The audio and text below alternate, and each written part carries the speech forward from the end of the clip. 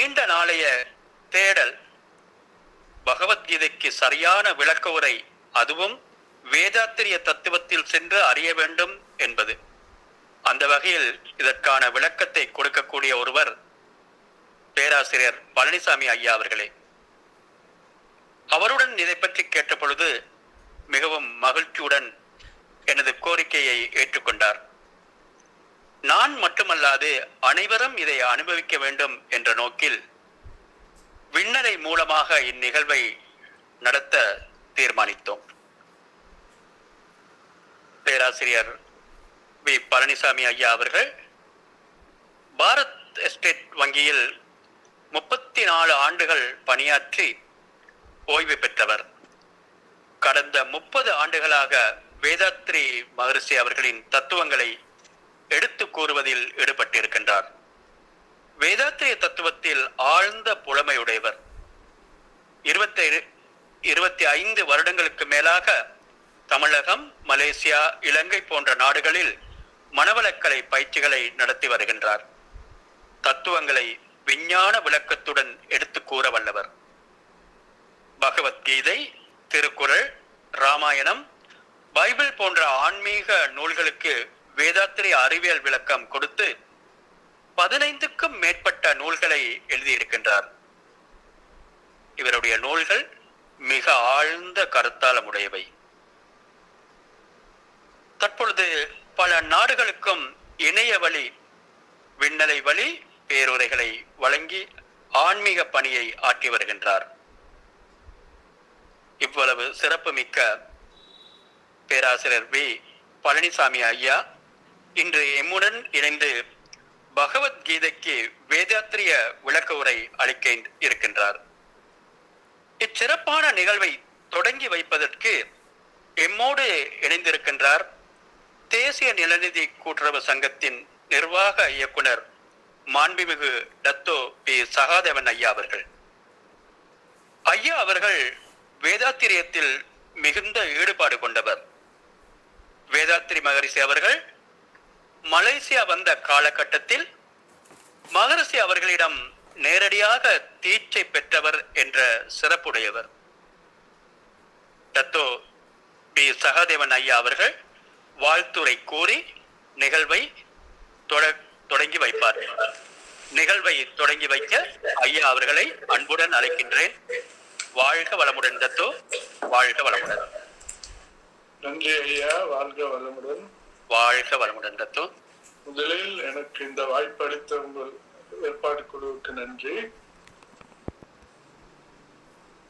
Kluang மற்றும் Kuala Lumpur ஸ்காய் living science centre ஏற்பாட்டில் இந்த ஒரு அரிய முக்கிய தலைப்பை நாம் ஒரு அறிமுகம் தேவையில்லாத ஒரு பெரிய மனிதர் பேராசிரியர் தமிழ்நாட்டின் மற்றும் கோலாலம்பூர் போன்ற நகரங்களில் வந்து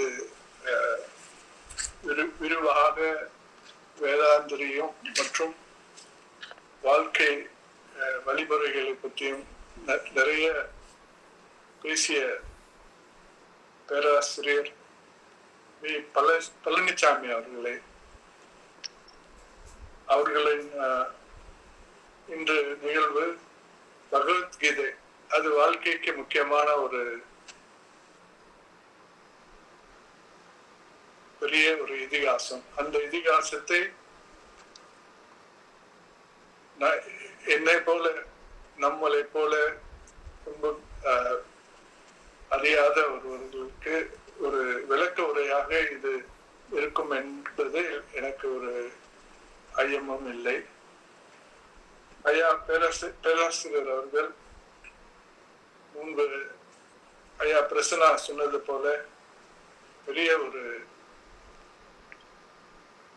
காலகட்டத்தில், அதாவது இந்த காலகட்டத்தில் கலியுகத்தில் அதை வந்து ஒரு பெரிய வேலையாக அவர் 35 ஆண்டுகளை செய்து வருகிறார். அவருக்கு நாம் நன்றி சொல்லி ஐயா அவர்கள் இந்த நிகழ்வுக்கு ஏற்பாட்டாளர்கள் குறிப்பாக பேராசிரியர் பிரசன்னா, பேராசிரியர் பிரபாலினி கந்தசாமி மற்றும் திரு வி பழனிசாமி அவர்கள் ஏற்பாட்டில் இந்த நிகழ்வுக்கு என்னையும் அடுத்து சில வார்த்தைகள் கூறுவதற்கு அழைத்த நன்றி சொல்லி, இதில் நமக்கு கீதையின் ஆளுமையும் அதில் உள்ள தத்துவங்களையும்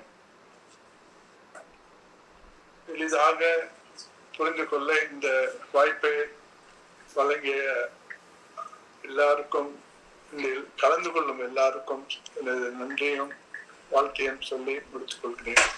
நன்றி. வாழ்க வளமுடன் டத்தோ. நன்றி டத்தோ. வாழ்க வளமுடன். நாங்கள் பகவத்கீதை வேதாத்திரிய விளக்க சிறப்புரைக்கு செல்கின்றோம். பேராசிரியர் பழனிசாமி ஐயா அவர்களை அன்புடன் அழைக்கின்றேன். வாழ்க வளமுடன் ஐயா.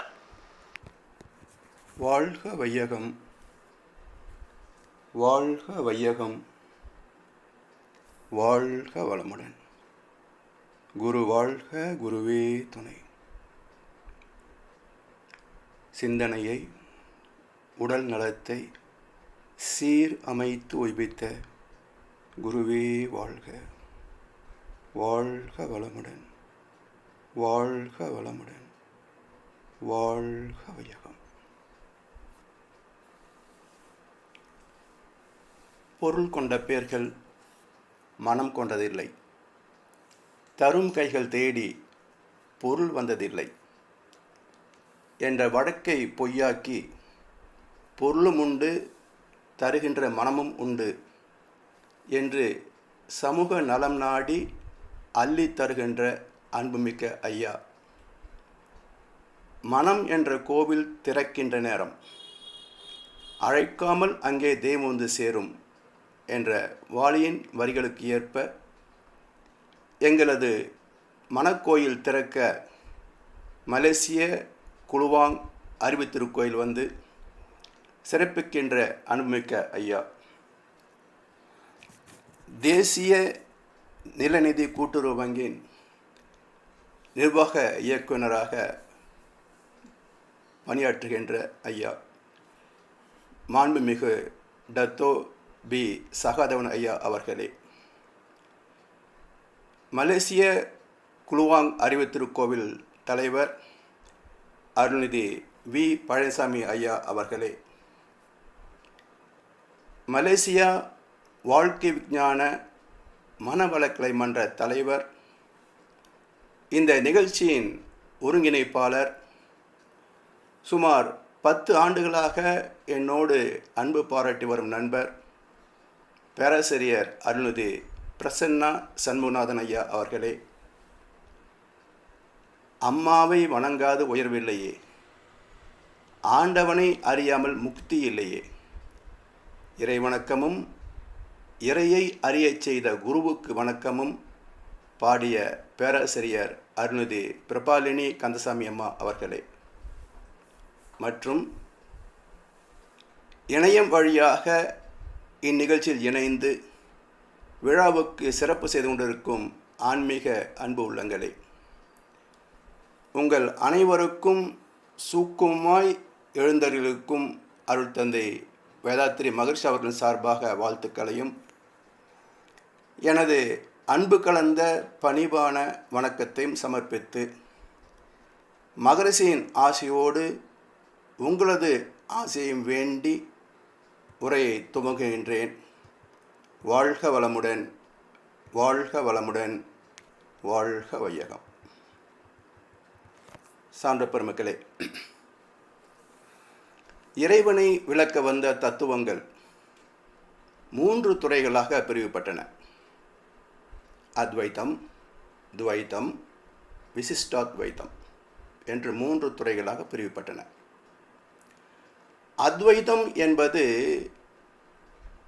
ஜீவன்கள், பஞ்சபூதங்கள் இவை அனைத்தும் உள்ளடங்கியிருக்கின்ற இந்த பிரபஞ்சம்,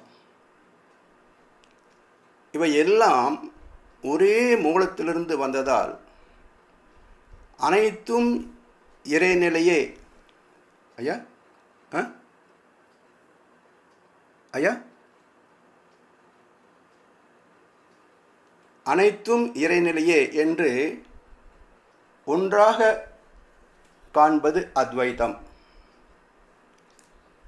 மகரிஷி சொல்வார்கள், பேரியக்க மண்டலம் பெரிதுதான் என்றாலும் ஓர் இயக்கமாக உந்தன் உடலாய் அதை காண்கின்றேன். சீர் இயக்கங்கள் எல்லாம் சிந்திக்க பெரும் வியப்பு. யார் இயக்க வல்லாரே உனையன்றி இப்பேரண்டத்தை. இது அத்வைதம்.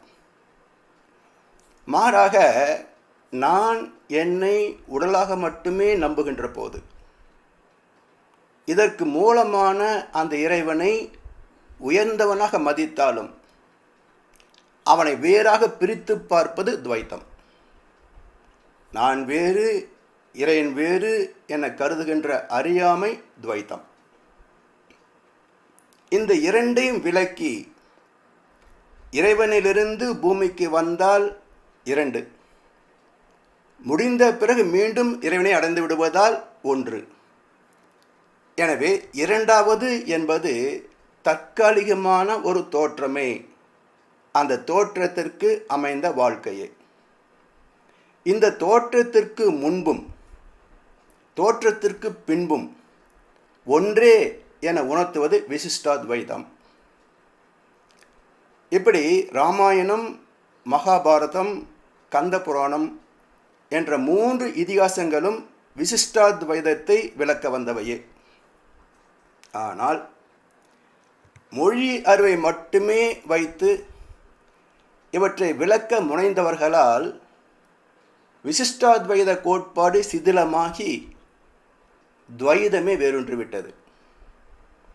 இதை மையமாக கொண்டு வழிபாடுகள் ஸ்திரமாகிவிட்டதால் பக்தி மார்க்கம் வேறு, ஞான மார்க்கம் வேறு என்ற பனிப்போர் தொடர்ந்து வர என் மார்க்கம், என் நம்பிக்கை, என் பக்தி என்று மக்கள் பிரிவுபட்டு விட்டார்கள். இதனால் வந்துள்ள சிக்கல் என்னவென்றால், சாதி மத சச்சரவுகள் பெருகி உலக மக்களின் அமைதி காணல் நீராகிவிட்டது. நாம் அனைவரும் தெய்வீகத்தில் திளைப்பதற்காக நம் ஞானிகள் எழுதி வைத்த சாத்திரங்கள், அதன் நோக்கம் இன்று வரைக்கும் பகல் கனவாகவே இருக்கிறது. மகரிஷி சொல்லுவார், கடவுளை உணர்ந்தவன் கடமையில் வாழ்வான், கடமையில் வாழ்பவன் கடவுளை நாடுவான். அதாவது ஒவ்வொரு மனிதனுக்கும் தான், குடும்பம், சுற்றம், ஊர், உலகு என்று 5 வகை கடமைகள் ஆற்ற வேண்டிய பொறுப்பு உண்டு.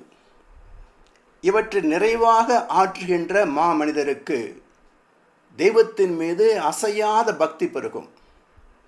இந்த பக்தனை இறைவன் ஒரு நாளும் கைவிடுவது இல்லை.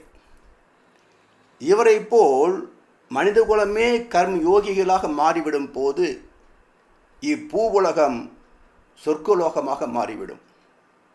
இப்பெரும் முயற்சியின் ஒரு அங்கம்தான் ஸ்ரீமத் பகவத்கீதைக்கு வேதத்திரிய விளக்க உரை தொடர் நிகழ்ச்சி.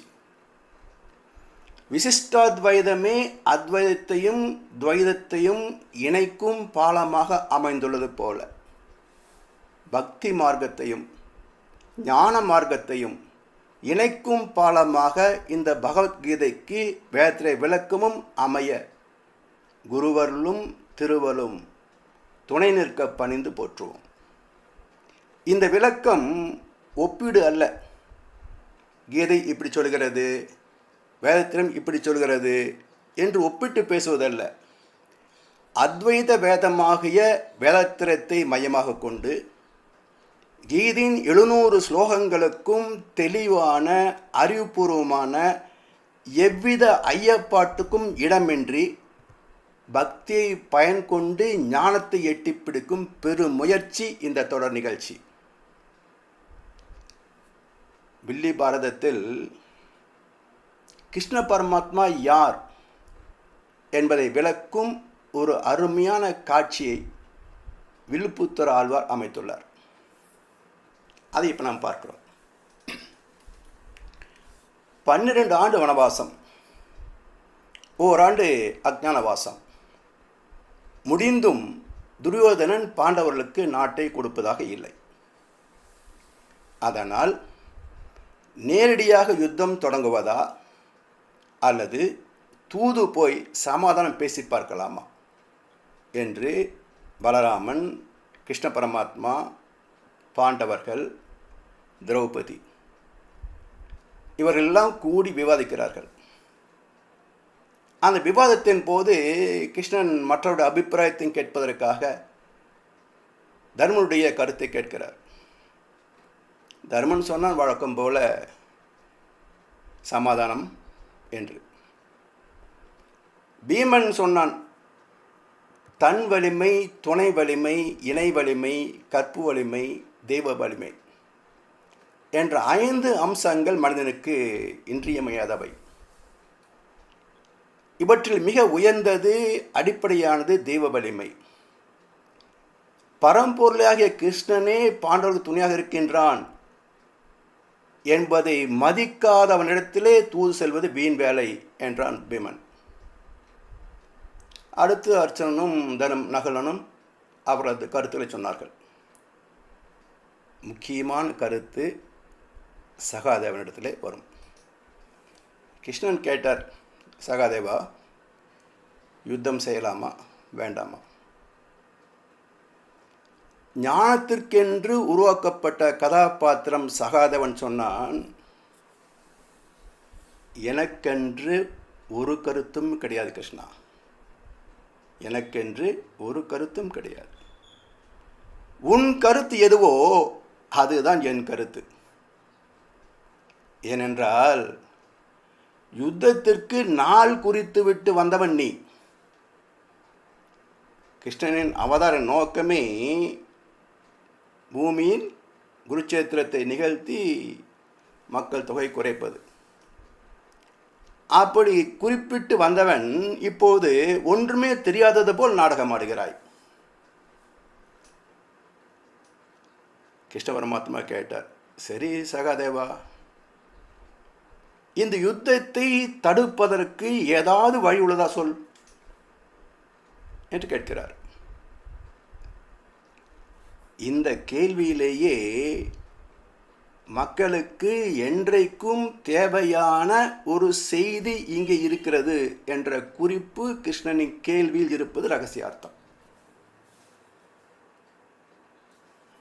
எப்படி என்றால், இறைவன் ஒன்றை நடத்துவது என்று முடிவெடுத்த பிறகு யார் எந்த வகையில் அதை தடுத்து நிறுத்த முடியும்? சரி, அர்த்தமில்லாத கேள்வியை ஆண்டவன் கேட்பானா? இதன் ரகசியார்த்தத்தை பொறுமையாக தேடுவோம். கிருஷ்ணனின் கேள்விக்கு சகாதேவன் சொன்னான், அப்படி கேள், யுத்தம் வராமல் இருப்பதற்கு 3 காரியங்களை செய்ய வேண்டும். அது என்ன என்றார் கிருஷ்ணன். 2 காரியங்களை கிருஷ்ணனாகிய நீ செய்ய வேண்டும். ஒரு காரியத்தை சகாதேவனாகிய நான் செய்ய வேண்டும் என்றான். சரி, அது என்ன? சகாதேவன் சொன்னான், வில் வித்தை வீரனான அர்ஜுனனை நம்பித்தான் யுத்தம் ஏற்படாகிறது. அதனால் அவனை அடித்து கொன்றுவிடு. 2வதாக, திரௌபதி துச்சாதனின் இரத்தத்தால் தான் கூந்தலை முடிவேன் என்று சபதம் செய்து அதை நிறைவேற்ற யுத்தத்திற்காக காத்திருக்கிறாள். அவளது தலையை மொட்டையடித்து விடு. கிருஷ்ணன் சிரித்து கொண்டே, சரி சகாதேவா, நீ என்ன செய்ய போகிறாய்? சகாதேவன் சொன்னா, அது ஒன்றுமில்லை கிருஷ்ணா, உன்னை விட்டு வைப்பதால் தான் இந்த கூத்தே நடந்து கொண்டிருக்கிறது. நீ அசைந்தால் அசையும் அகிலம் எல்லாமே.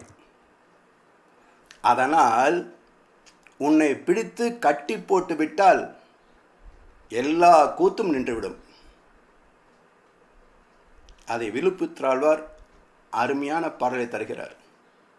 பாரால கர்ணன் நிகர் பார்த்தனை முன் கொன்று அணங்கின் காரார் குழல் களைந்து நின் காலில் தலை பூட்டி நேராக கைப்பிடித்து நின்னையும் நான் கட்டுவனேல் வாராமல் காக்கலாம் மகாபாரதம் என்றான். மகாபாரதத்தின் ஒட்டுமொத்த சாரமே இந்த கவி என்றால் கூட அது மிகையல்ல. இதனுடைய விளக்கத்தை பார்க்கலாம்.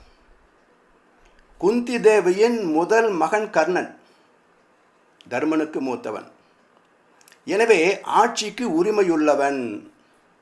அதனால் பாராள கர்ணன். அவனுக்கு நிகரான வில் வீரன் மூன்றாவது தம்பி அர்ஜுனன். இந்திரனின் ஆற்றால் குந்திக்கு பிறந்தவன். எனவே பாராள கர்ணன் நிகர் பார்த்தனை முன் கொன்று.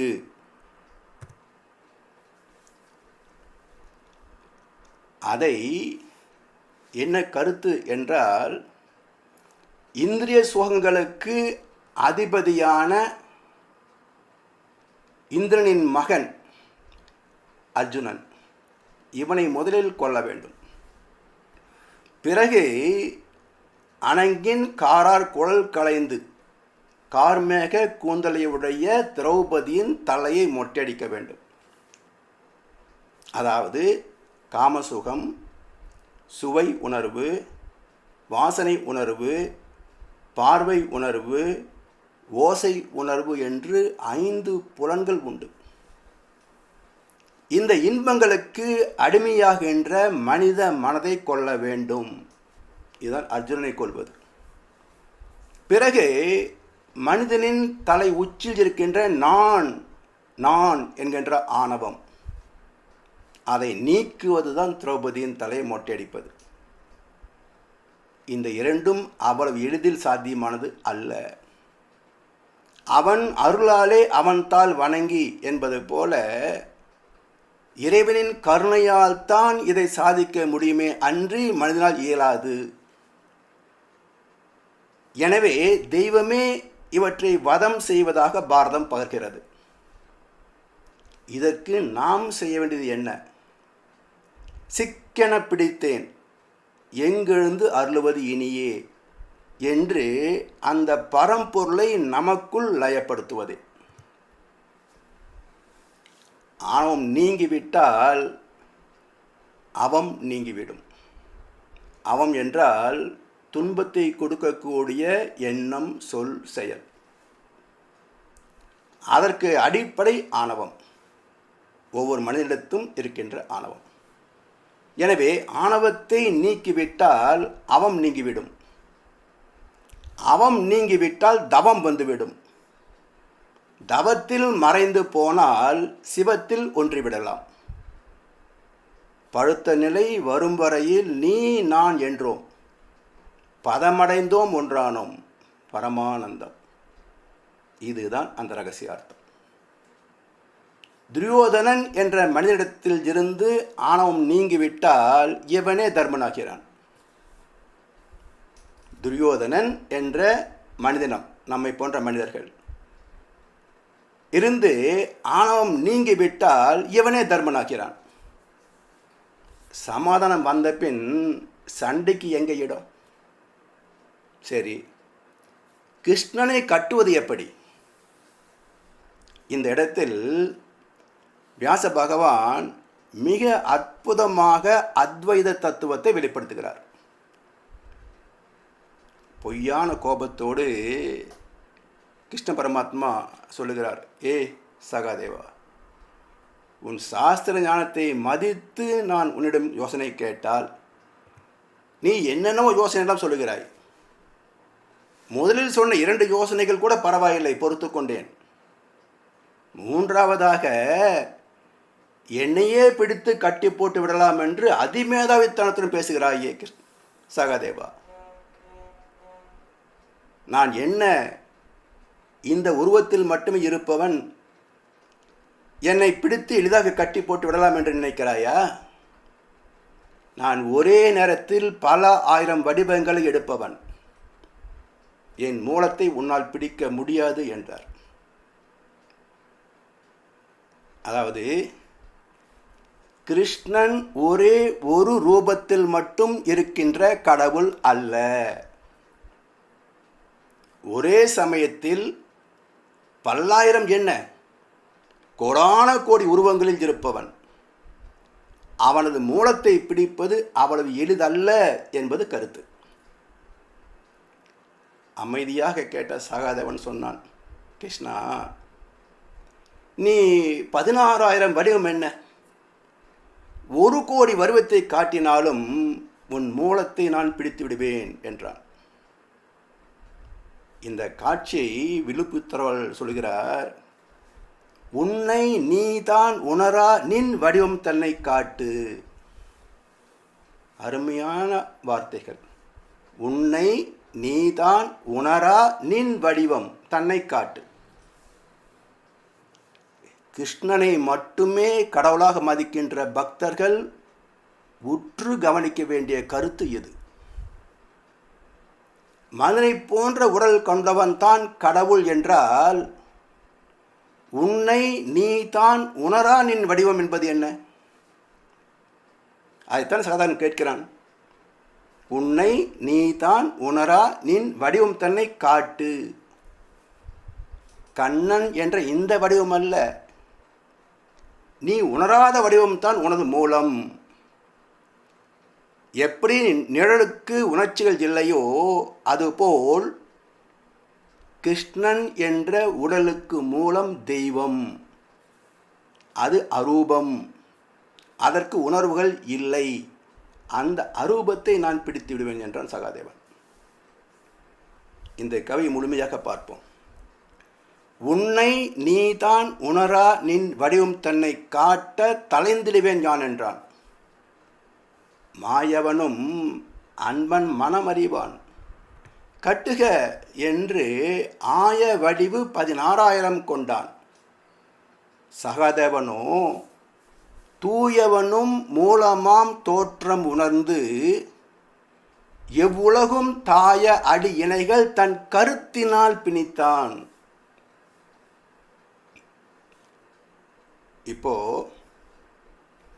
கிருஷ்ண பரமாத்மா திகைப்பது போல நடிக்கிறார். எல்லோரும் என்னை கடவுள் என மதிக்கிறார்கள். இவன் என்னடாவென்றால், நான் அல்ல, எனக்கு மூலம் ஒன்று உண்டு என்று என் மதிப்பை கெடுக்கிறானே. சகாதேவா,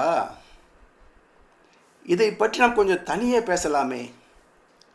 அதற்கென்ன பேசலாமே என்று இருவரும் ஒரு அறைக்குள்ளே சென்றவுடனே கிருஷ்ண பரமாத்மா 16,000 வடிவங்களை காட்டினான்.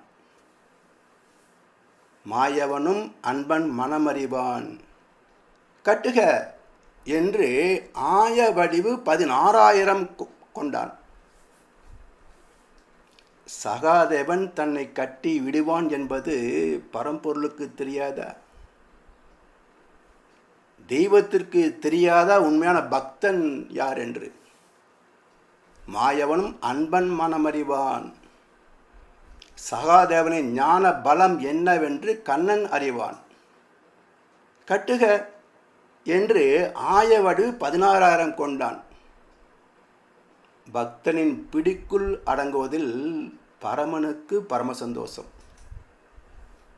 பக்தனின் பிடிக்குள் அடங்குவதில் பரமனுக்கு பரம சந்தோஷம். சகாதேவனோ தூயவனும் மூலம் ஆம் தோற்றம் உணர்ந்து. இந்த வார்த்தைகளின் பொருளை தெளிவாக புரிந்து கொண்டால் இறைவனை பற்றிய எல்லா குழப்பங்களும் தீர்ந்துவிடும். ஒவ்வொரு வார்த்தையாக பொருளை சொல்கின்றேன். தூயவனும், தூய்மையானது, பரிசுத்தமானது, பரமசிவம், பரமபிதா, பரிசுத்த ஆவி, அல்லாஹ், சுத்தவெளி, மெய்ப்பொருள், பரம்பொருள், மௌன உரு வெளி அதாகவே கருதி அஞ்சலி செய்கிறோம் என்றார் தாயுமானார். இந்த தூய வெளியே அனைத்துக்கும் மூலமாகிய முழு முதற் பொருள் ஆதிசிவம். அடுத்த வார்த்தைகள். மூலம் ஆம் தோற்றம். இந்த மூலப்பொருளே 1008 அண்டங்களாக, கோடிக்கணக்கான சூரியன்களாக, கிரகங்களாக, ஜீவராசிகளாக, மனிதர்களாக பரிணமித்து வந்தது. மூலம் ஆம் தோற்றம், தோற்றங்களாகிய மூலப்பொருள். அடுத்த வார்த்தை உணர்ந்து. சகாதேவன் உணர்ந்து. எப்படி? தன் புலனடங்கி மனமுடுங்கி விழிப்புணர்வால் உணர்ந்தான் சகாதேவன். அடுத்த வார்த்தைகள் எவ்வுலகும் தாய அடி இணைகள். எவ்வுலகும் தாய அடி இணைகள். மூலமாகிய பரம்பொருளே அண்டங்களாக விரிந்து உயிர்களாக மலர்ச்சி பெற்ற வரலாறு ஒன்றுக்குள் ஒன்றாக கருவாகி, ஒன்றினில் ஒன்றாக பொருளாகி, யாதுமாய் யாவையுமாய் விரிந்து நிற்கும் பரம்பொருள். எவ்வுலகும் தாய அடி இணைகள். தன் கருத்தினால் பிணித்தான் சகாதேவன். கைகளால் அல்ல, உடலால் அல்ல, பின் கருத்தினால் பிரித்தான். கருத்தால், அதாவது மனதால், அதாவது விழிப்புணர்வால், அதாவது அறிவால் உணர்ந்து சிக்கன பிடித்தேன் எங்கிருந்து அருளுவது இனியே என்றார். கனப்பொழுதில் தன் மனதை குவித்து கிருஷ்ண பரம்பொருளின் மூலமாகிய அரூபத்தை தன் அறிவால் பற்றிய சகாதேவன், கிருஷ்ணா, குருச்சேத்திர யுத்தத்தில் பாண்டவர் வெற்றி பெற துணை செய்ய வேண்டும் என பணிந்து நின்றார்.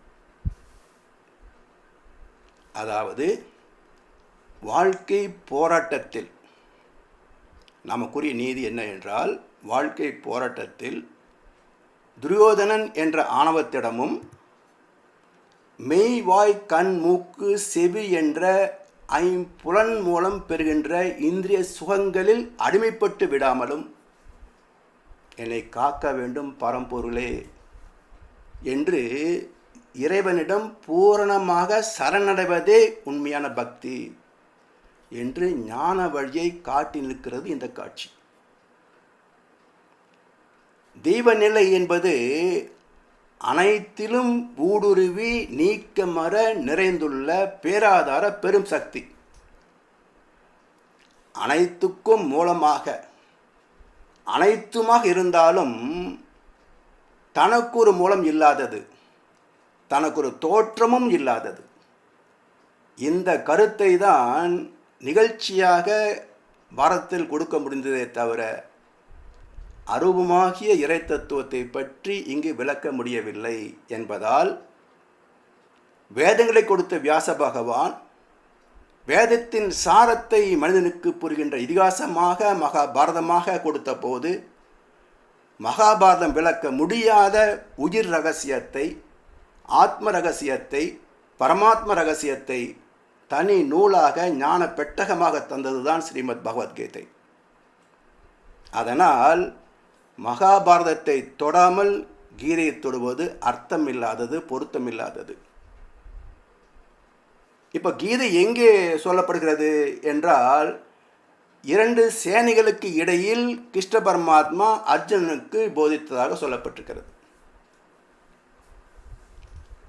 இங்கு சொல்லப்பட்ட இயற்கை ரகசியங்களையும் மகாபாரதத்தில் காட்டப்படுகின்ற பல கதாபாத்திரங்களின் செயல்பாடுகள், அனுபவங்களையும் சிந்தித்து பார்த்தோம் என்றால், எந்த காலத்திற்கும் மனித குலத்திற்கு அவரவர் வாழ்க்கையை படம் பிடித்து காட்டியிருப்பது புலனாகும். இதை மகாகவி பாரதியார் சொல்கிறார், புவிதனில் வாழ் நெறி காட்டி நன்மை போதிக்கும் கதை மகாபாரதம்.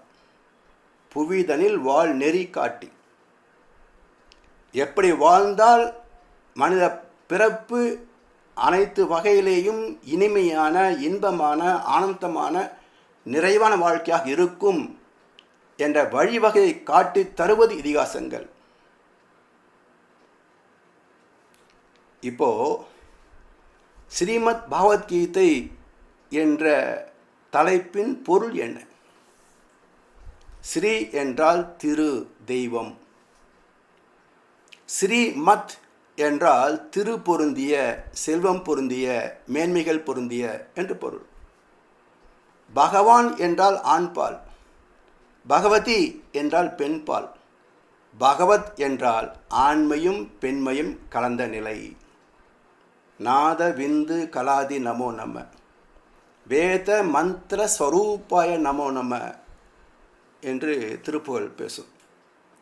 அதாவது நாதம் என்ற பெண் கருவும் விந்து என்ற ஆண் கருவும் கலந்த ஆதி கலாதி, அந்த ஆதியே உம்மை வணங்குகிறேன். அடுத்து கீதா என்றால் பாடல்கள், ஸ்லோகங்கள், ஸ்ரீமத் பகவத்கீதை. எனவே பகவத்கீதை வெறும் உரையாடல் அல்ல, ஞானத்தின் திறவுகோல். மனித மனோபாவங்களையும் மனதில் உள்ள நல்ல தீய குணங்களையும் மனிதன் பெற வேண்டிய நன்மைகளையும் மேன்மைகளையும் வாழ்வில் பின்பற்ற வேண்டிய தர்மத்தையும் கர்ம யோகத்தையும் கர்ம நீதிகளையும் விளக்குகின்ற ஞான நூல் ஸ்ரீமத் பகவத்கீதை. வெறுமனே வியாக்கியானம் செய்வதால், கேட்பதால், படிப்பதால் ஒரு புண்ணியம் கிடைக்காது என்பது சரித்திரம் கண்ட உண்மை. மக்கள் குருட்சேத்திரம் என்ற இந்த யுத்த பூமியை சொர்க்கமாக மாற்றி பேரின்பத்தில் திளைக்க ஞான மார்க்கம் என்ற தவம் கலந்த ஆலய வழிபாட்டை பின்பற்றி பயனடைய வேண்டும். இப்படி ஸ்ரீமத் பகவத்கீதையை 18 யோகங்களாக, அத்தியாயங்களாக பிரித்து 700 ஸ்லோகங்கள் இந்த தத்துவத்தை விளக்குகின்றன. அது ஏன் 18 அத்தியாயங்கள்? இந்த எண்ணுக்கே மிக பெரும் சிறப்பு உண்டு. இந்த 18 சொல்கின்றோமே, இந்த எண்ணுக்கு மிக பெரும் தத்துவார்த்தம் உண்டு. இங்கே கீதையின் அத்தியாயங்கள் 18, குருட்சேத்திர யுத்தம் நடந்த நாட்கள் 18, சபரி யாத்திரையில் ஏறுகின்ற படிக்கல் 18, தமிழிலும் ஆங்கிலத்திலும் மெய்யெழுத்துக்கள் 18, புராணங்கள் 18, சக்தி வாய்ந்த சித்தர்கள் ஜீவ சமாதி அடைந்த திருத்தலங்கள் 18, ஆடி பெருக்கு 18ஆம் நாள். இத்தனை இடங்களில் 18 வந்திருக்கிறது என்றால் இதன் சிறப்பு என்ன? அதை உணர்ந்தவர், அனுபவத்தில் உணர்ந்தவர் ஆத்ம தரிசனமும் தெய்வ தரிசனமும் பெற்று ஞானியாக, மகானாக உயர்வடைகிறார். அந்த 18 படி தத்துவம் என்ன என்பதை இப்போ நாம் சிந்திக்க இருக்கின்றோம். சபரிமலையில் 18 படிகளை கடந்தவுடன் சன்னிதான வாசலிலே இந்தியிலும் மலையாளத்திலும் தத்துவமசி என்று எழுதியிருப்பதை காணலாம். என்ன பொருள்? எந்த ஐயப்பனை தரிசிப்பதற்காக 18 படிகளை கடந்து வந்தாயோ, எதை தேடி வந்தாயோ, அதுவேதான் நீயாகவும் இருக்கிறது. இறைநிலையே எல்லாமாக இருக்கிறது என்பதை கீதையில் அக்ஷர பிரம்ம யோகமும் விளக்குகிறது. தத்துவமசி என்ற வார்த்தையின் பொருள் என்ன என்றால், தத் என்பது இறைநிலை, துவம் என்பது நீயாகவும் அசி இருக்கிறது. எனவே தத்துவமசி என்றால் இறைநிலையே நீயாகவும் இருக்கிறது, அதுவாகவும் இருக்கிறது, எல்லாமாகவும் இருக்கிறது. இந்த மகா வாக்கியத்தை அனுபவத்தில் புரிந்து கொள்வதற்கு 18 படிகளை கடந்தாக வேண்டும். அது என்ன 18 படிகள்? 6 தீய குணங்களை சீரமைப்பது. நம்மிடத்தில் பேராசை, சினம், கடும்பற்று, முறையற்ற பால் கவர்ச்சி, உயர்வு தாழ்வு மனப்பான்மை, வஞ்சம் என்ற 6 துர்க்குணங்கள் உண்டு எல்லா மனிதனிடத்தும். அவற்றை சீரமைத்து நற்குணங்களாக மாற்றுவது. மெய், வாய், கண், மூக்கு, செவி என்ற ஐம்புலன் இன்பங்களிலே நாம் சிக்கிக்கொள்கின்றோம். அதனால் ஆசை வயப்பட்டு பல தவறுகளை செய்ய வேண்டிய கட்டாயத்திற்கு ஆளாகின்றோம். எனவே இந்த 5 புலன்களையும் உடல் பராமரிப்புக்கு தகுந்தாற்போல, பாதுகாப்புக்கு தக்கது போல அளவு முறையோடு பயன்கொள்கின்ற பக்குவத்தை பெறுவது ஒன்று. 3வது, நம் உடலிலே மூலாதாரம் முதற்கொண்டு சகசாதாரம் வரைக்கும் 7 உயிர் மையங்கள் உள்ளன. அதில் மனம் ஒடுங்கினால்தான் ஞானம் பெற முடியும். அப்போ 6 தீய குணங்கள், 5 புலன்கள், 7 உயிர் மையங்களே மனம் ஒடுங்குதல். 6, 5, 11, 7, 18 படி தத்துவம். இப்படி நூலின் அமைப்பிலேயே நாம் ஏற வேண்டிய படிக்கட்டுகளை மிக அற்புதமாக விளக்கி தந்த நூல் ஸ்ரீமத் பகவத்கீதை. இதில் ஸ்பரிச உணர்வு, சுவை, வாசனை, பார்வை, ஓசை என்ற 5 புலன் உணர்வுகளாலும் அனுபவங்களை பெறுகின்ற மனம் அவற்றிலே லயித்து தொடர்ந்து இன்பத்தை நாடுவதால் அளவுமுறை மீறி ஆசையாக பரிணமிக்கிறது. ஆசையை முன்னே வைத்து தர்மத்தை பின்னே வைத்து 5 புலன் இன்பங்களில் அளவுமுறை மீறுகின்ற போது தெய்வ நீதியே துன்பத்தை தருகிறது.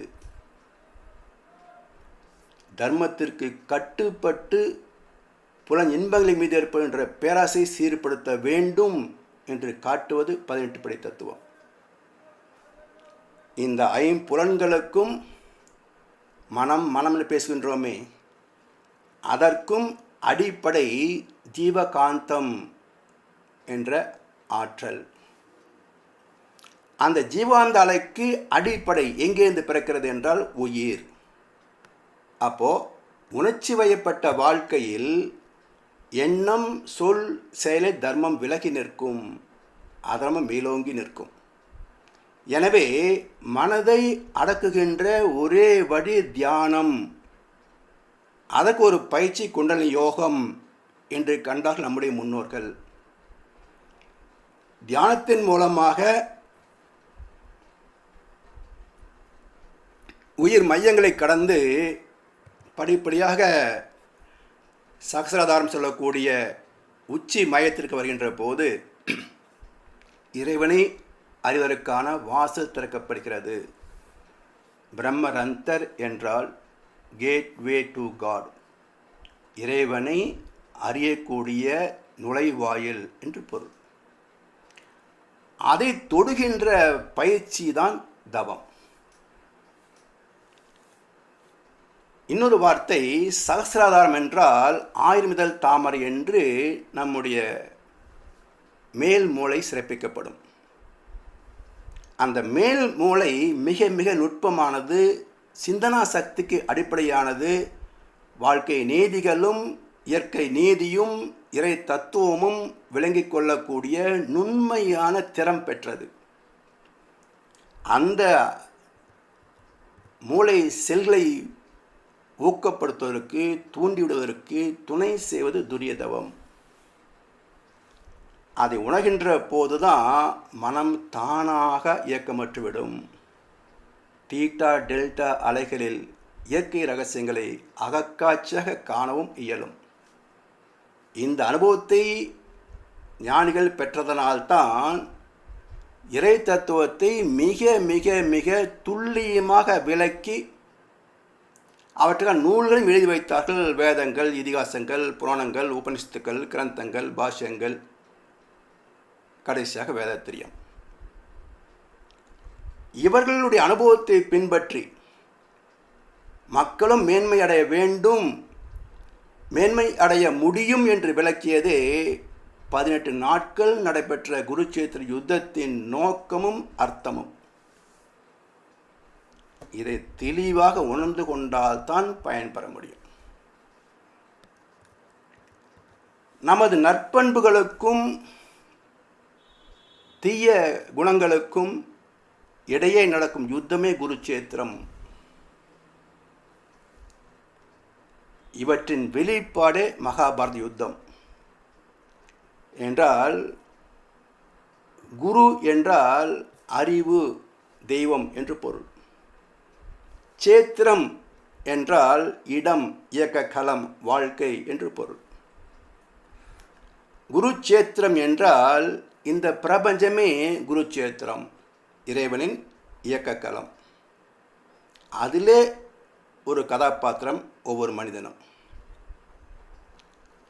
இந்த குருச்சேத்திரத்தில் ஒரு பக்கம் கிருஷ்ண பரமாத்மாவும் பாண்டவர்களும், துணையாக 7 அக்ரோனி சேனைகளும் அணிவகுத்து நிற்கின்றன.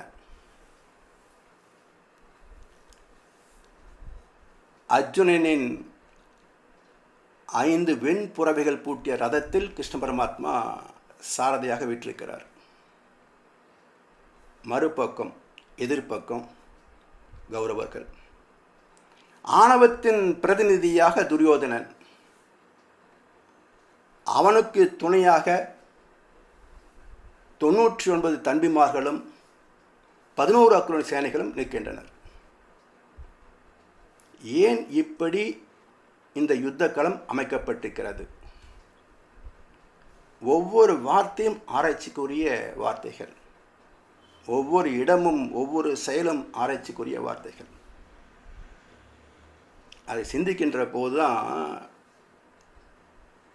என்றைக்கும் மனித குலத்திற்கு வழிகாட்டக்கூடிய இதிகாசங்கள் என்பது புரிய வரும். கிருஷ்ண பரமாத்மா என்பது அறிவு, விழிப்புணர்வு.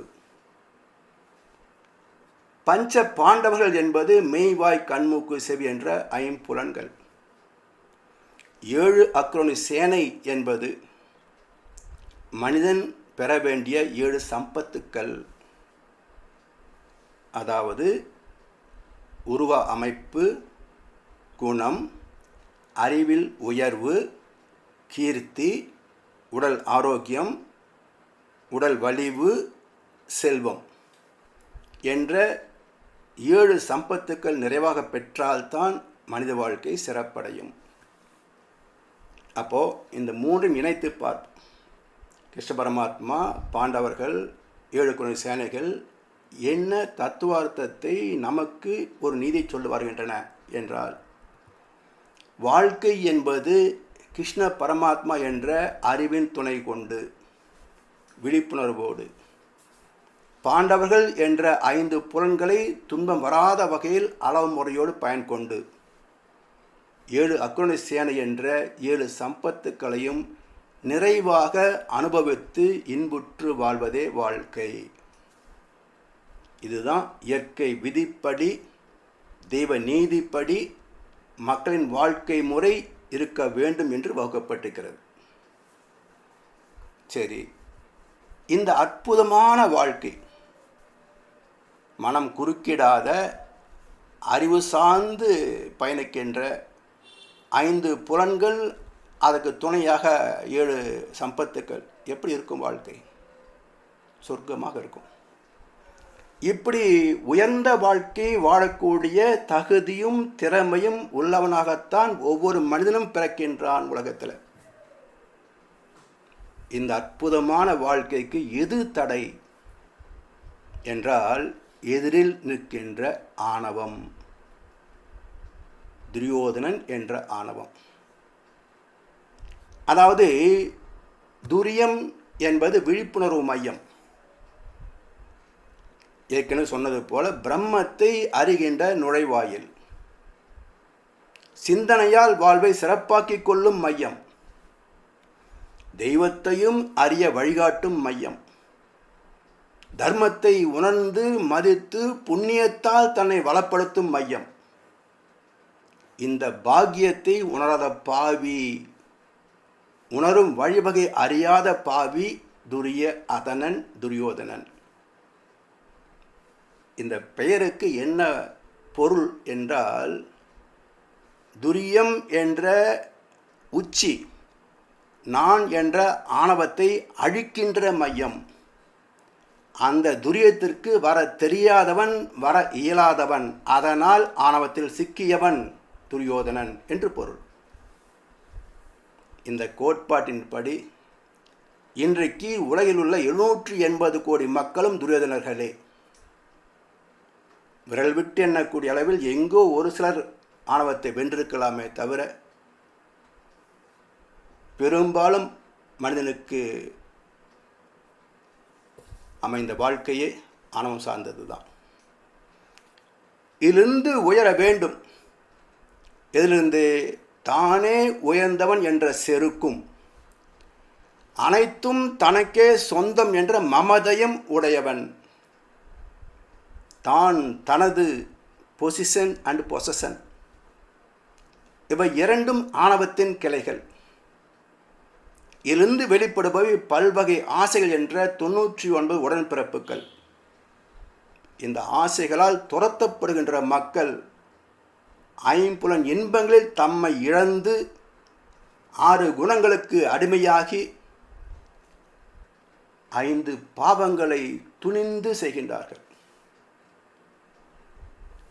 வாழ்வோம் என்று எண்ணி ஏமாந்து போய் ஒரு கட்டத்தில் அழிந்து போகிறார்கள்.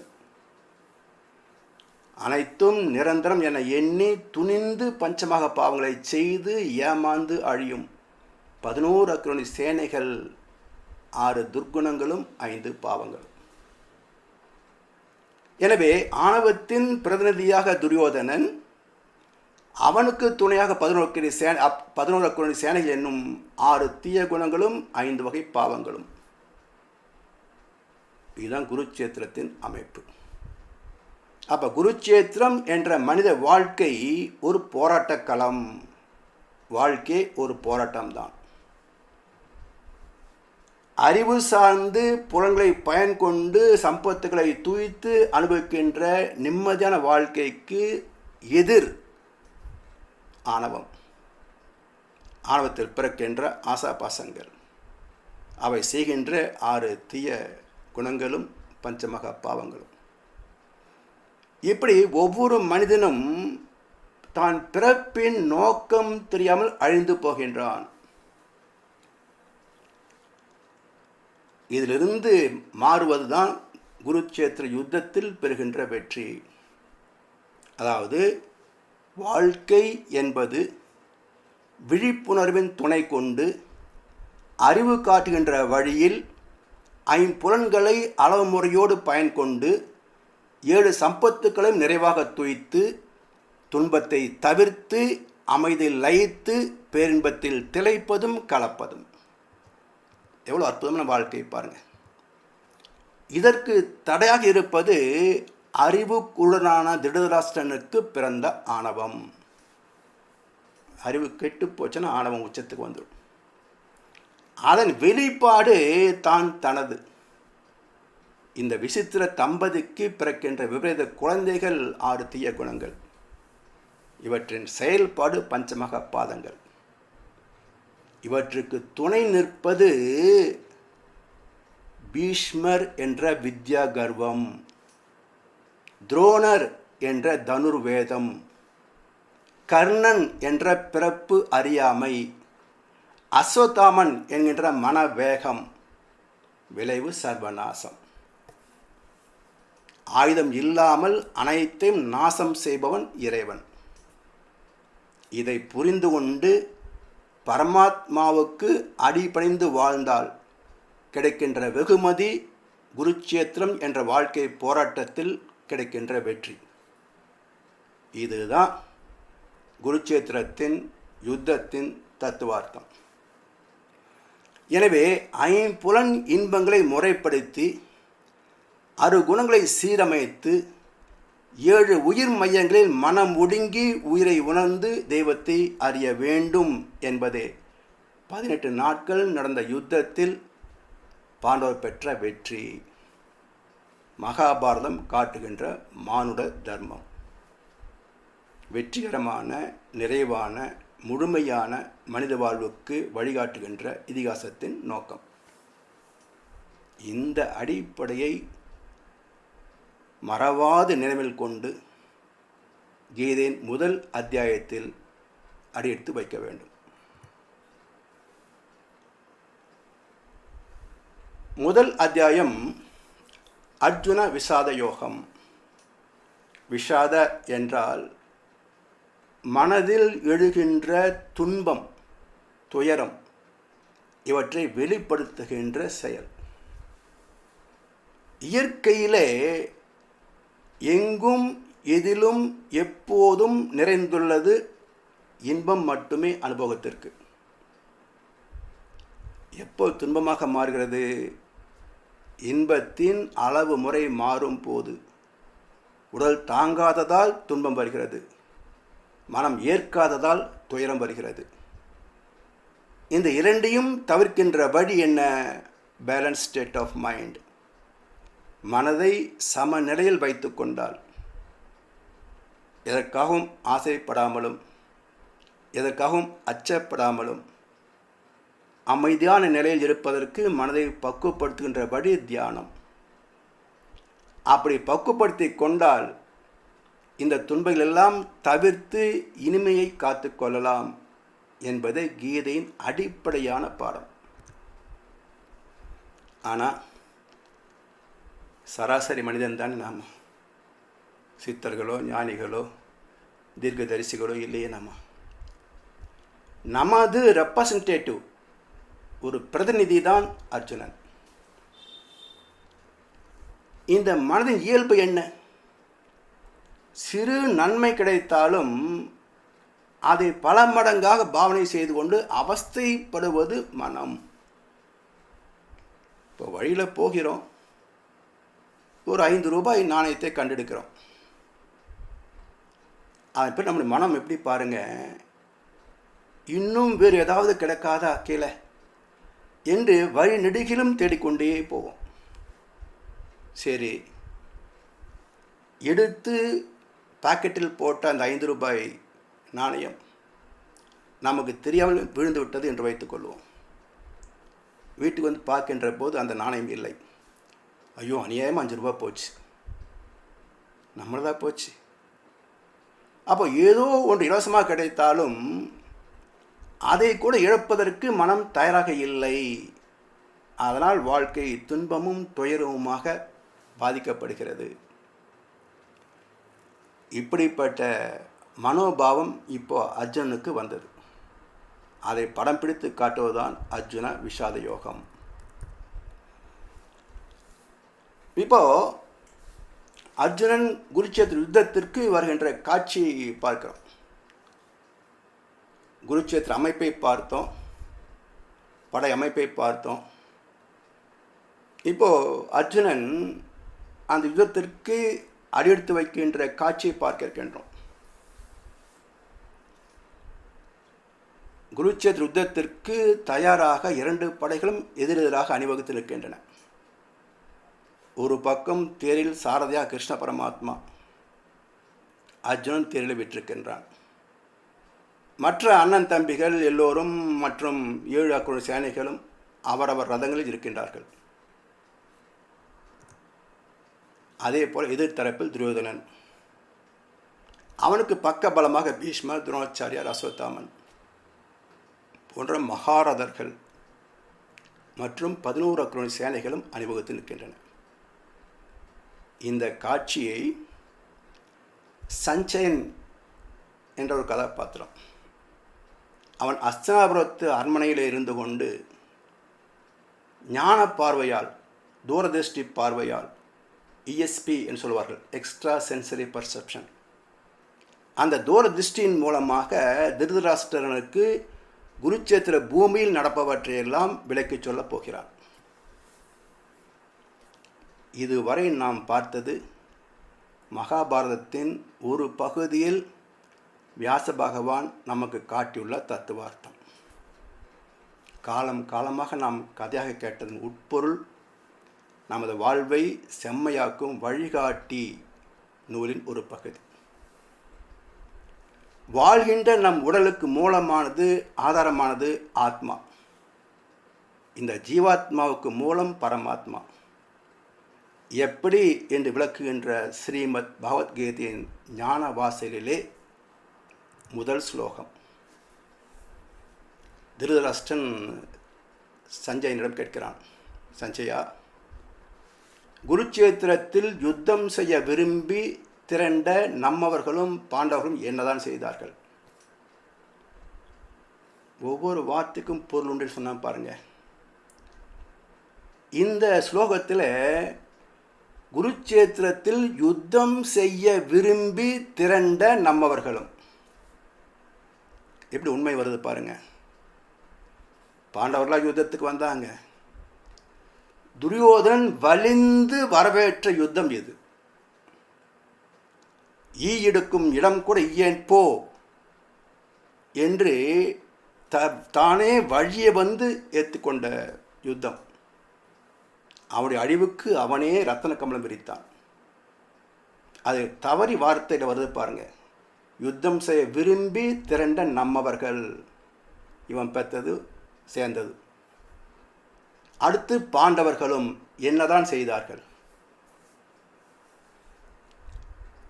சஞ்சயன் தூரதிருஷ்டியை பெற வேண்டும் என்றால் மனம் ஒடுங்கணும். மனம் ஒடுங்கி விழிப்புணர்வை அடைந்தால்தான் தூரதிருஷ்டி செயலாகும். அவனுடைய அகக்கண்களுக்கு இப்போ குருச்சேத்திரம் தென்படுகிறது. திருதராஷ்டிரனின் கேள்விக்கு பதிலாக 2 தரப்புகளில் உள்ள படைகளின் அமைப்புகளை விளக்க துவங்குகிறான். 2வது ஸ்லோகம் முதல் 20வது ஸ்லோகம் வரைக்கும் படைகளின் அமைப்புகள், அவற்றினுடைய மகாரதர்கள் பற்றிய குறிப்புகள் சொல்லப்படுகின்றன. அதை சுருக்கமாக சொல்கின்றேன். ராஜாவாகிய துரியோதனன் பாண்டவருடைய படையை பார்த்ததும் துரோணாச்சாரியரை அணுகி சொல்வனாயினன், உமது சிஷ்யனும் துருபதன் புதல்வனாகிய அவ்வல்லவனால் அணிவகுக்கப்பட்டிருக்கும் பாண்டவரின் பெரிய படையை பாரும். சூரர்களாகவும் பெரிய வில்லாளிகளாகவும் பீமனும் அர்ச்சுனனும் சுபத்திரியின் புதல்வனும் கூடியிருக்கின்றனர். இவர்கள் எல்லோரும் மகாரதர்களே. தாங்களும் பீஷ்மரும் கர்ணனும் கிருபாச்சாரியரும் அஸ்வத்தாமாவும் விகர்ணனும் ஜெயத்ரதனும் இருக்கின்றீர்கள். மேலும் என் பொருட்டு உயிரையும் கொடுக்க துணிந்தவர்களாய் பல சூரர்கள் இருக்கின்றனர் என்று இரு பக்க படை அணிவகுப்பை பற்றி தன் கருத்துக்களை துரியோதனன் துரோணாச்சாரியிடத்தில் எடுத்து பேசுகின்றான். 20வது ஸ்லோகத்தில் படைகளுக்கெல்லாம் கட்டளை எடுக்கின்றான். எல்லோரும் பீஷ்மர் சொல்கின்றபடி அவரை சூழ்ந்து நடந்து கொள்ளுங்கள் என்று அறிவுரை சொல்கின்றான். இப்போ என்ன கருத்து இதில் செய்தி இருக்கிறது என்றால், மனம் என்பது ஆணவத்தின் பிரதிநிதி. Mind it's self is negative force. It cannot think positively. அந்த ஆணவத்தால் பெற்ற அனுபவங்களே மனமாக நம்மை ஆட்டி வைக்கின்றன. துரியோதனனுடைய படை 11 அக்ரோனி, பாண்டவர் படை 7 அக்ரோனி. ஆனால் அதை பார்த்து இவனுக்கு பொறாமையோடு சொல்கின்றான், அவருடைய படையை பார்த்தீர்களா, இத்தனை மகாரதர்கள் படைகள் நமக்கு இருக்கின்றன என்று அவன் நிறைய பெறவில்லை. பாண்டவர்களுக்கு எவ்வளவு இருக்குதே என்று கும்பிடுகிறான். ஒவ்வொரு மகாரதருடைய தேருக்கும் தேர் கொடி வைத்திருப்பார்கள். மனிதன் மனதை மையமாக வைத்து இயங்குகின்ற இயற்கையின் பிரதிநிதி. ரதம் என்பது உடம்பு, ரதன் என்றால் ஆத்மா. 5 குதிரைகள் 5 புலன்கள், அவற்றை செலுத்துகின்ற சாரதி கிருஷ்ண பரமாத்மா அறிவு. அப்போது எப்படி நாம் யுத்தத்தை சந்திக்க வேண்டும் என்றால், அறிவு சொல்லுகின்றபடி 5 புலன்களை துணை கொண்டு மனம் ஒடுங்கி செயல்பட வேண்டும். அதனால் அர்ஜுனனின் தேரில் இருக்கின்ற கொடியின் சின்னம் குரங்கு. எதை காட்டுகிறது? மனம் ஒரு குரங்கு. மனித மனம் ஒரு குரங்கு. அதை தாவவிட்டால், தப்பி ஓடவிட்டால் நம்மை பாவத்தில் ஏற்றிவிடும், அது பாசத்தில் தள்ளிவிடும் என்று எச்சரிக்கிறார் கண்ணதாசன். 21 முதல் 23 ஸ்லோகத்தில் அர்ஜுனன் கிருஷ்ண பரமாத்மாவோட பேசுகின்றான். படைகள் இரண்டுக்கும் இடையில் என் தேரை நிறுத்துக. யான் யாரோடு யுத்தம் செய்ய வேண்டும் என்பதையும் போரை விரும்பி முன் நிற்பார் யார் என்பதையும் கவனிக்கின்றேன். துரியோதனனை மகிழ்ப்பதற்காக போருக்கு வந்து நிற்பவர்களையும் காண விரும்புகின்றேன் என்று 3 ஸ்லோகங்களை பேசலாம். இப்போ 2 படைகளுக்கு இடையில் என் தேரை நிறுத்துக என்கின்றார். இதில் என்ன இருக்கு என்றால், நம்ம வார்த்தை பயன்படுத்துகின்ற போது பணிவும் அடக்கமும் ஆணவமும் அதிகாரமும் பல குணாம்சங்கள் வெளிப்படும். குருட்சேத்திர யுத்தத்தை நடத்துவதா வேண்டாமா என்று ஆலோசனை நடத்திய போது எங்கே கிருஷ்ணனோ அங்கே வெற்றி, எங்கே தர்மமோ அங்கே வெற்றி என்று சூளுரைத்தான் அர்ஜுனன். இப்போ அந்த தெய்வமாகிய கிருஷ்ண பரமாத்மாவே இவனுக்கு சாரதி. ஆனால் அந்த கிருஷ்ண பரமாத்மாவை இவன் எப்படி நடத்துகிறான் பாருங்க. தனக்கு அவர் பரமாத்மாவே நினைக்கல, தனக்கு சாரதியாக வந்திருக்கிறான், தன் சக வயது நண்பன், இப்படித்தான் நினைத்தானே தவிர அவனை தெய்வமாக மதிக்க மறந்து விட்டான். அந்த ஆணவத்தின் வார்த்தை கிருஷ்ணா ரதத்தை செலுத்து ஒரு கட்டளை, 2 சேனைகளுக்கு இடையில் கொண்டு போய் நிறுத்து 2வது கட்டளை. எப்போ நம்மிடத்தில் ஆணவம் வெளிப்பட்டாலும் நமக்குள் இருக்கின்ற தெய்வம் அதை பார்த்துக்கிட்டே தான் இருக்கும். ஓஹோ, உனக்கு இவ்வளோ வேகம் உண்டா, சரி. இவன் என்ன சொன்னால் 2 சேனைகளுக்கு இடையில நிறுத்துன்னா. இந்த மாயக்கண்ணன் என்ன செய்கிறார் பாருங்க. கிருஷ்ணர் 2 சேனைகளுக்கு இடையில் பீஷ்ம துரோணருக்கு எதிரில் தேரை நிறுத்தி பார்த்தா கூடியுள்ள கௌரவர்களை பார் என்று பகர்ந்தார். இவ்வளவு உயரமாக உனக்கு என்று கவனித்த கிருஷ்ண பரமாத்மா தேரை கொண்டு போய் பீஷ்மாச்சாரியாருக்கும் துரோணாச்சாரியாருக்கும் முன்னால் நிறுத்தி, அர்ஜுனா, உன் அம்பால் சாவதற்கு தயாராக வந்திருக்கின்ற இவர்களை பார் என்றார் புன்முறுவலோடு. ஏன்னா அடுத்து என்ன பண்ணுவான்னு அவருக்கு தெரியுமில்ல. நம்முடைய மனதில் என்ன இருக்கும் என்பது இறைவனுக்கு தெரியும், நமக்குள் இருக்கின்ற ஆத்மாவுக்கு தெரியும். அந்த மனசாட்சிக்கு தெரியாமல் ஒன்றுமே செய்ய முடியாது. அடுத்த 2 ஸ்லோகங்களை சொல்கிறான். பீஷ்மரையும் துரோணரை பார்த்த உடனேயும் அவருடைய மனம் மாறுது பாருங்க. அங்கே பாட்டன்மாரையும் ஆச்சாரியர்களையும் அண்ணன் தம்பிகளையும் மற்ற உறவினர்களையும் பார்த்தான். பந்துக்கள் எல்லோரையும் உற்று பார்த்து பேரிரக்கம் படைத்தவனாய் விசனத்துடன் இங்கனம் பகர்ந்தான். 21 ஸ்லோகத்தில் அவனுடைய ஆணவம் வெளிப்பட்டது. 27 ஸ்லோகத்தில் துயரம் வெளிப்படுகிறது. இது என்ன குழப்பம்? வீரமா விவேகமா? எனவே அனைத்து வேண்டாத குணங்களுக்கும் ஆணவம் தாய். ஆணவம் பெற்றெடுத்த குழந்தைகள் தான் எல்லா குணங்களும். அதனால் அர்ஜுனன் சொல்கிறான், இந்த குருட்சேத்திர யுத்தத்தில் நம்முடைய பாட்டன்மார், அண்ணன் தம்பிகள், சித்தப்பா பெரியப்பாக்கள், நண்பர்கள், உறவினர்கள், இப்படி எல்லோரும் வேண்டியவர்களாக இருக்கிறார்கள். யாருடன் நாம் உறவாடி இன்பங்களையும் துன்பங்களையும் பகிர்ந்து கொள்கின்றோமோ அந்த உறவுகளை இப்போது நமக்கு எதிராக நிற்கின்றன.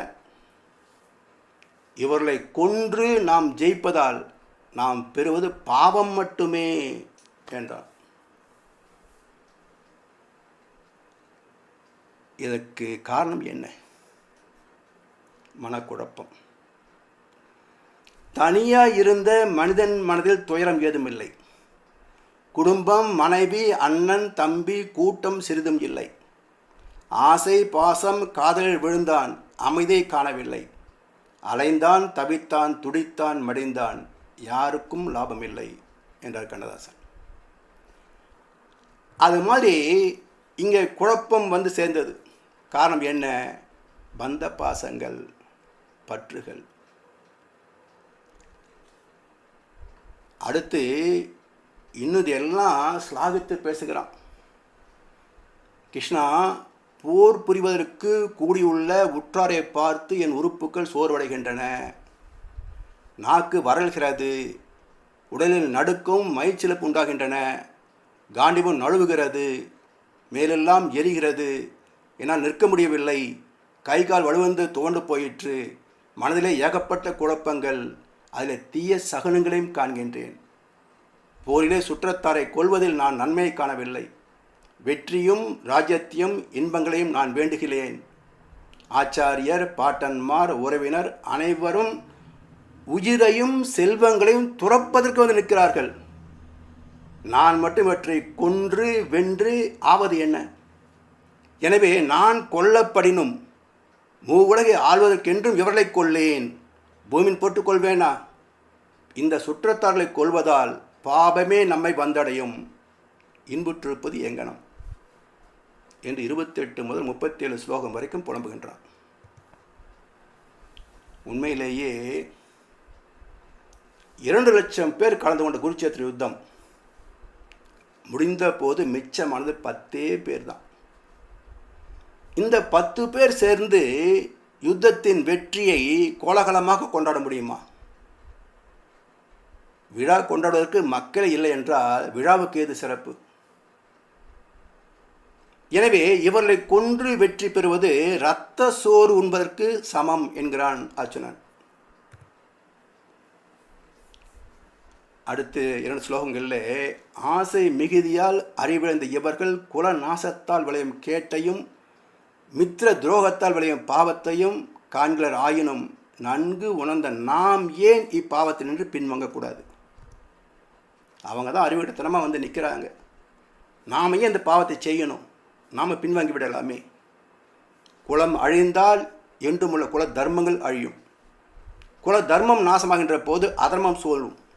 அதர்மம் மிகுந்தால் குழப்பம் மிகும், கற்பு நெறி தவறும், மாதர் கற்பிழந்தால் வர்ண கலப்பு உண்டாகும். நிலைத்துள்ள ஜாதி தர்மங்களும் குல தர்மங்களும் நிலை குலைக்கப்பட்டுவிடும். குலதர்மத்தை இழந்தவர் நரகத்தில் வசிக்கின்றனர். அரச சுக ஆசையினால் சுற்றத்தாரை கொல்ல துணிந்த பெரும் பாவத்தை செய்ய தலைப்பட்டோம் என்று இவனுடைய வேதனை மட்டுமல்ல, அதுக்கு காரணத்தை சொல்லுகின்றான். அடுத்து 2 ஸ்லோகத்தோடு நிறைவு செய்கின்றோம். எதிர்க்காமலும் ஆயுதம் இல்லாமலும் இருக்கின்ற என்னை திருதராஷ்டிர மக்கள் கொல்வார்களானால் அதுவே எனக்கு பெரும் நன்மையாகும். இங்கனம் இயம்பி அம்பையும் வில்லையும் எரிந்துவிட்டு துயரம் தோய்க்கும் மனதினாய் அர்ஜுனன் தேர்தட்டில் உட்கார்ந்தான். நான் யுத்தம் செய்ய மாட்டேன், காண்டிபத்தை தொடப்போவது இல்லை, நிராயுத பாணியாக அமர்ந்து கொள்வேன். என்னை இந்த கௌரவர்கள் கொன்றாலும் பரவாயில்லை, அது எனக்கு மோட்சத்தையும் புண்ணியத்தையும் கொடுக்கும். ஆனால் இவர்களை கொன்ற பாவத்தில் நான் வாட விரும்பவில்லை என்று காண்டிபத்தை எரிந்துவிட்டு தேர்தட்டில் உட்கார்ந்தான். கிருஷ்ண பரமாத்மா இதுவரைக்கும் வாயே திறக்கலை. ரதத்தை கொண்டு போய் நிறுத்து என்று சொன்னபடி நிறுத்திவிட்டார். ஒரு பதிலும் பேசாமல் இவ்வளவு ஸ்லோகங்களில் அர்ஜுனன் புலம்புவதெல்லாம் சாந்தமாக கேட்டுக்கொண்டே இருக்கிறார். இப்படி 47 ஸ்லோகங்களில் முதல் அத்தியாயம் நிறைவு பெறுகிறது. இதற்கு அடுத்து தான் தத்துவம் ஆரம்பமாகும். இன்னொரு 10 ஸ்லோகங்கள் அர்ஜுனுடைய புலம்பலாகத்தான் இருக்கும். இப்படி முதல் அத்தியாயம் 47 ஸ்லோகங்கள் முடிந்திருக்கிறது. அதை நாம் சிந்தனைக்கு எடுத்துக்கொண்டோம். 2வது அத்தியாயத்தை அடுத்த வகுப்பிலே சிந்தனைக்கு எடுத்துக்கொள்வோம் என்று சொல்லி இன்றைய நிகழ்வுக்கு வாய்ப்பளித்த அனைவருக்கும் நன்றி பாராட்டி வாழ்த்து சொல்லி நிறைவு செய்கின்றேன். வாழ்க வளமுடன், வாழ்க வளமுடன், வாழ்க வையகம்.